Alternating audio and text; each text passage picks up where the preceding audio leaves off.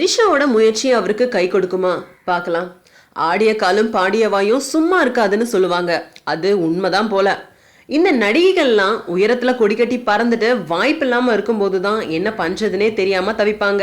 இயக்குனர்கள் ஹீரோக்களுக்கெல்லாம் ஐஸ் வைப்பாங்க.